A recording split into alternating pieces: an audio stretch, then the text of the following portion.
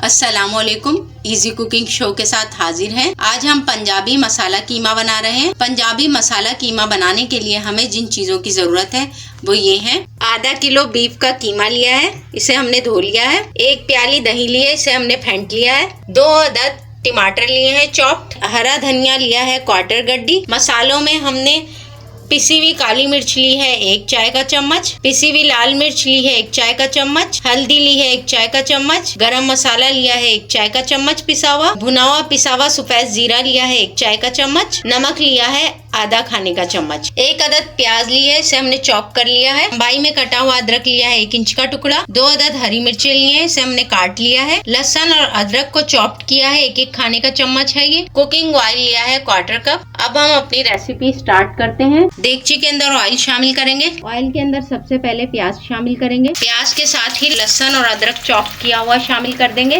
ان سب چیزوں کو ہم نرم کر لیں گے ہلکا سا۔ پیاز اور لہسن ادرک نرم ہو گئے ہیں۔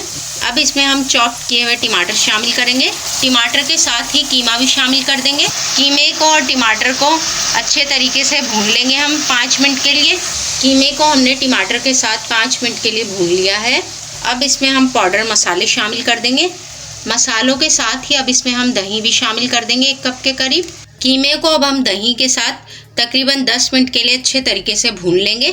قیمے کو دہی کے ساتھ ہم نے 10 منٹ کے لیے بھون لیا ہے۔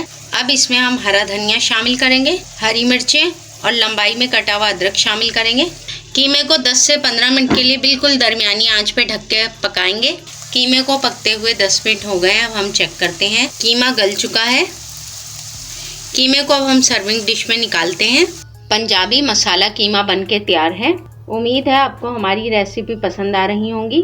اگر ریسیپی پسند آئے تو ویڈیو کو لائک کریں، شیئر کریں اور ہمارے چینل ایزی کوکنگ شو کو سبسکرائب کریں۔ جلد ہی کسی نئی ریسیپی کے ساتھ حاضر ہوں گے۔ اللہ حافظ۔